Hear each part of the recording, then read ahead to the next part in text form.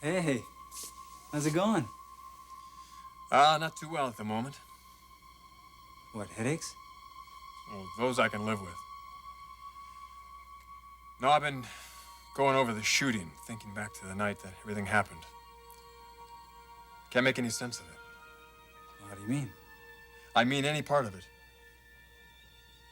Starting with who the hell tried to kill me. That's sure as hell what he was trying to do because he only missed by an eighth of an inch. So you don't think it was a prowler? Well, think about it. That doesn't make any sense. He shot me from behind. I mean, that's silly because I was no threat to him. Why would he do that? Maybe he panicked when he saw you walking the grounds with the dogs. But that's the clincher as far as I'm concerned. If there was a prowler around, that close to me, dogs wouldn't have been with me. They would have gone after him. That's a good point. Damn good point. Where does that leave you? Back to square one. I mean, think. Who? Name one person who would have wanted me dead. I can't think of even one competitor who hates me that much. No husbands, no jealous boyfriends. I mean, I've been out of that arena for a while. Can you think of anyone? No. No, I can't. I mean, even you, little brother. You and I have been getting along pretty well lately. No, Rich, not even me.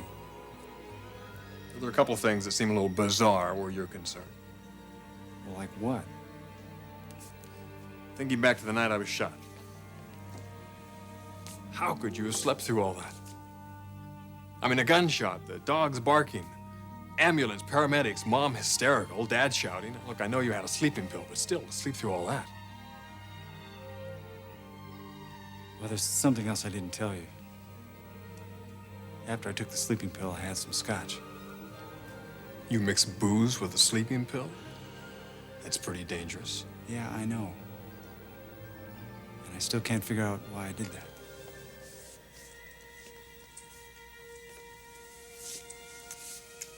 Mom woke me up the next morning. She said she smelled scotch on my breath. You don't remember anything? Not a damn thing. Well, if you say so. Well, you believe me? Look, all right. You say you don't remember anything. What's not to believe? Why would you lie? Look, I'm sorry.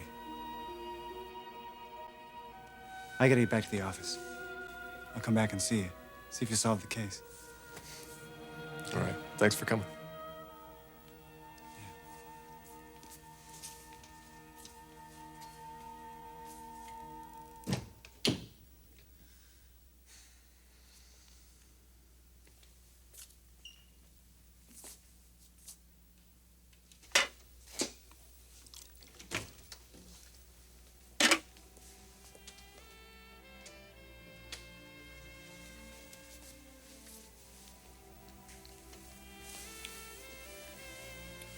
Well, are we ready for our body rub, nurse?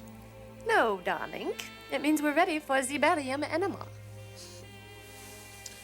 Well, I felt so neglected. That sounds good to me, too. Orally. Are we in a mood today? And when you need body oils, Forrester, that is my department. We don't need nurses. So when do we begin? As soon as you get home, that's when all these wonderful things start happening to you. But I've been shot, you see, in the head, and it's affected my mind. So would you mind reminding me of what these good little things are? Or better yet, demonstrate them. Maybe this will refresh your memory.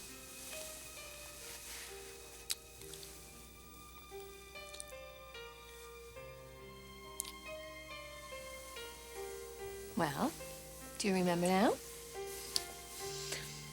No. What other good little delights do you have in store for me?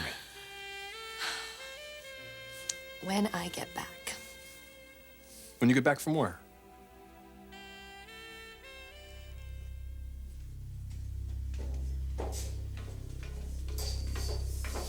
Good evening, Mr. Forrester. Hi, Max.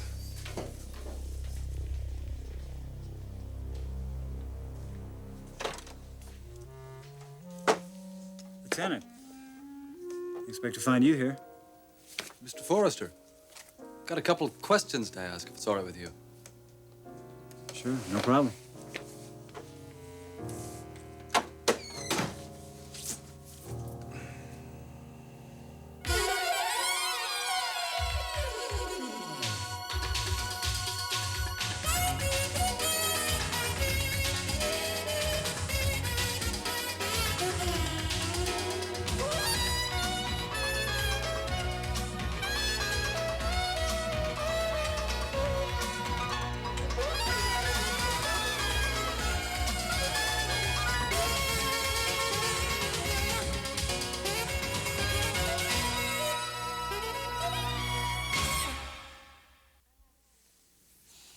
I have to leave this evening for Chicago.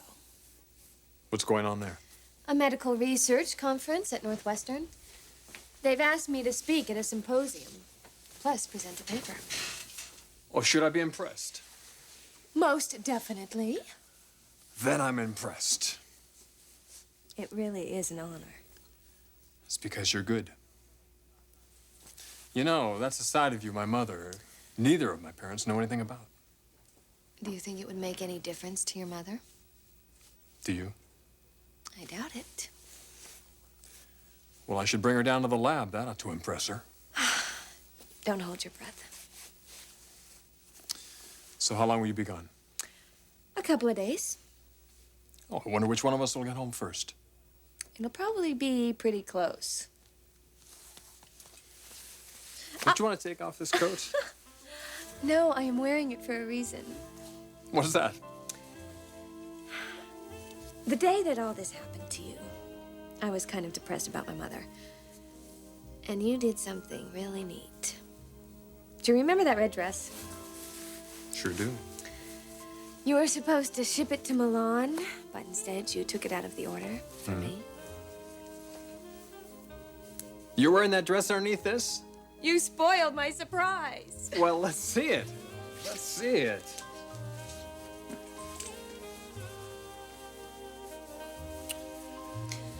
Oh, oh, oh, oh, oh, oh,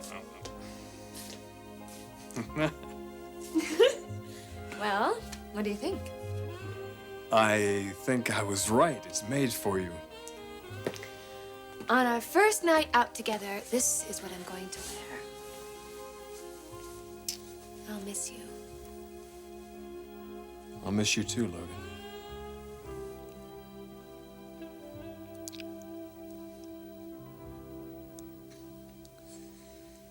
Maybe by the time I get back, the police will have solved this case and will know who did this to you.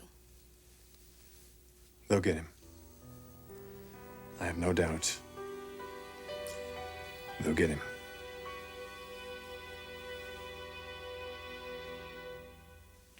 How you doing, Lieutenant? I've had better days, Mr. Forrester. And yourself? Well, things are a lot brighter, thanks, since we found out Ridge is going to be all right. You and your brother are very close, aren't you?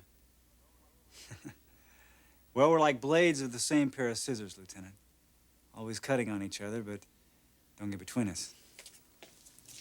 You're your best friend and your toughest competitor, huh? You got it. But there really isn't that much to compete over anymore. Boy, I would think two brothers living in the same house, working in the same office would find a lot to compete over. Well, maybe so. Used to be that way. But a lot of things have changed between Ridge and me. Well, how's that? Well, business-wise, we still have our disagreements. But I think we've reached an understanding that we share the same goal. The continued excellence of Forrester Creations. What about at home? Well, it is truly amazing to see what a good woman does for a man's temperament. I take it you're talking about your wife. No, actually, I was thinking about Brooke. What she's done for Ridge, and frankly, what she will do. You think very highly of Brooke, Logan. Yeah, I think I made that clear last time we talked. Yes, I believe you had. What about Caroline? Has she made the same sort of contribution towards your temperament? Well, I won't deny it for a minute, Lieutenant. Marrying Caroline has done me a hell of a lot of good. Well, you sound like a man who's got the world in his hip pocket. I am a lucky man, Lieutenant. I've got a beautiful, intelligent, caring wife, a wonderful family, a chance to work in a thriving business, watch it succeed. What could I possibly want more than that? When you put it that way, I guess you're right. Anyway, listen, what does all this have to do with you finding a prowler? That's a fair question. Actually, I'm not certain that it was a prowler who shot Ridge. Ridge was saying that just a bit ago. I can't say I disagree. That's an interesting idea and one I'd like to talk to you about later. But right now, what puzzles me is your behavior the night Ridge was shot. Why? Because I took a sleeping pill? Well, yes, that's part of it. But what puzzles me even more than that is what happened to you after you took that pill.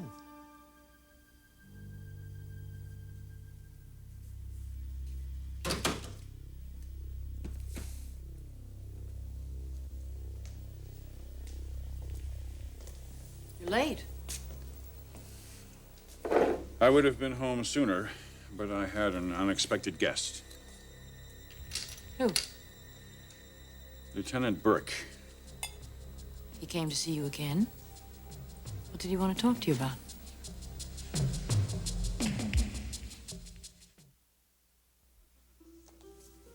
Lieutenant Burke had some more questions he wanted to ask me. Why does he want to talk to you? Well, you didn't see the shooting. And those questions weren't specifically about the shooting. Is it my imagination, or does he spend a lot more time on these trivial questions than he does on investigation? You know, he does seem to have an incredible capacity for detail and for recalling them later. Do you think the investigation is bogging down because he's spending so much time on all these trivial details? No, I think that's just his way of working. Well, if that's the case, then why doesn't he investigate to see if there were some prowlers in some other area of the neighborhood? Or why isn't he reading police reports or whatever it is that they do in cases like this? Well, Stephanie, I can only assume that he's already done all that. Well, if that's the case, then why is he bothering you and me and every member of this family with endless questions? Well, it didn't bother me, Stephanie. And I haven't heard anybody else in the family complain about being bothered. Well, I guess I'm just overly sensitive.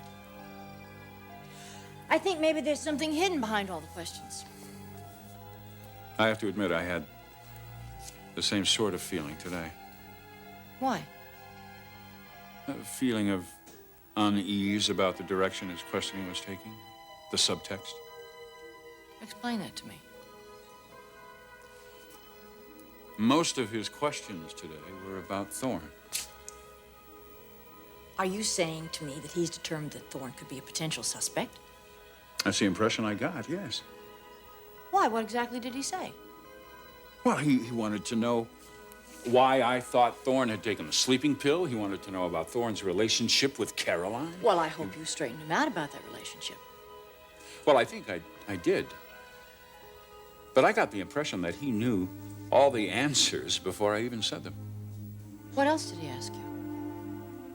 He specifically wanted to know about our looking for Thorne when I first came home from the office, just moments before Rich was shot. Well, Lieutenant, you got me at a distinct disadvantage. I don't honestly know what you're talking about. You took a sleeping pill the night your brother was shot, isn't that right? I told you that. Yes, you did. You also told me that you then went to bed. No, I had a drink of scotch before I went to bed. Well, you never told me that before. Is it a problem? That's the way you remember it now? Going to bed immediately after you took the pill and had the drink? As best I can remember. There's no doubt about that? No, I don't think so. Well, what would you think if I told you that you didn't go to bed for some time after you took the sleeping pill. That there was a period of time when you weren't in your room and you weren't anyplace else you could be found. There was a period of time, Thorne, when you were missing. There must be some mistake, Lieutenant. I remember taking the pill and going right straight to bed. Now, if I didn't go right to bed, where the devil did I go?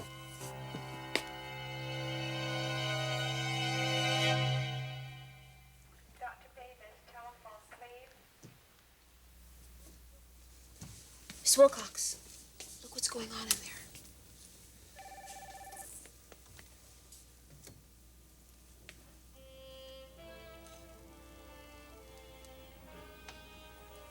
Mr. Forster was shot. Do you think that's good for his head? Well, I don't know about his head, but I'm sure it's good for the rest of him.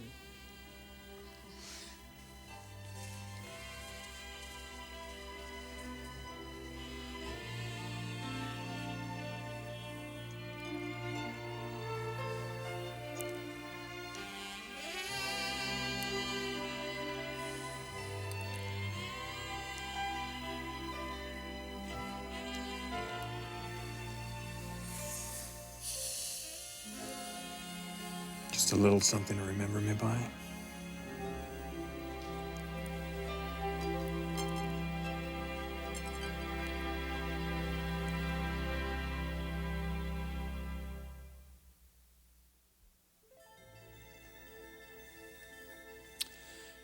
He specifically wanted to know about when I first came home and when you and I were looking for Thorne before I took my shower.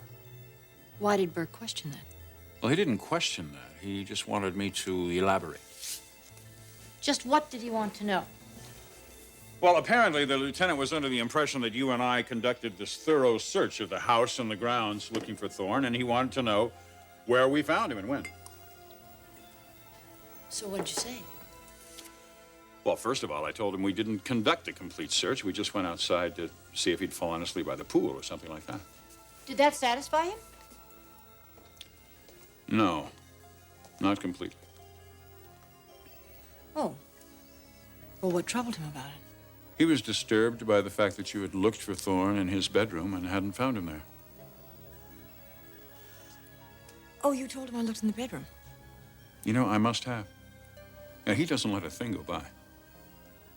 What else? Well, finally, all he really wanted to know is where we found Thorne and when we found Thorne. Why is he so interested in Thorne?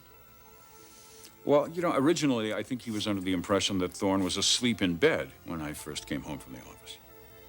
And because of that, he thinks he's some sort of potential suspect?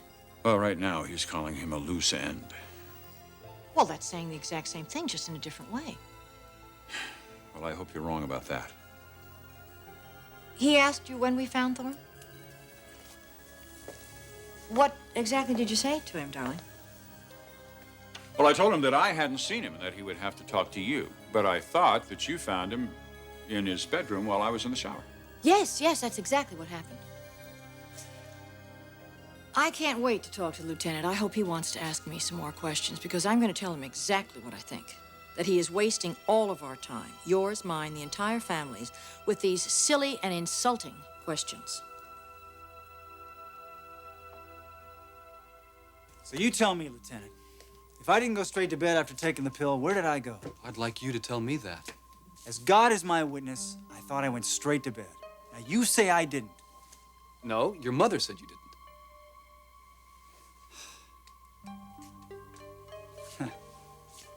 Well, I'm racking my brain, and I would love to clear this up, but I don't have an explanation for you. Are you saying that the sleeping pill caused you to black out? I don't know. I can't say that. To this moment, I didn't know it had any other effect on me except to give me a great night's sleep. Your father thought that maybe you went out after you took the pill. No, I don't think so. Why not? Because everything I could have wanted was right there in the house. Why would I go out for a drink of scotch? We have a storeroom that is full of liquor, cases of it. Do you drink very much? A glass of wine at dinner now and then. What about scotch? I can't remember the last time I had a drink of scotch. And yet you had some on this particular night. No, my mother says that I did. When did she tell you that? When she woke me up the following morning, she said she smelled scotch on my breath. So we now have two unanswered questions. One, why did you go out after you took a sleeping pill? And two, why did you feel the need to drink something as strong as scotch?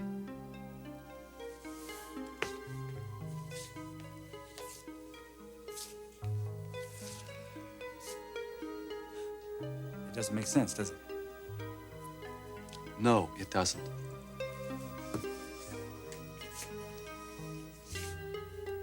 Oh, wait a minute, Lieutenant. Just because I wasn't somewhere where I could be found right away does not mean it had anything to do with this case. You just remember, my mother had a pretty good look at the guy who did this to my brother. And she knows that it wasn't me.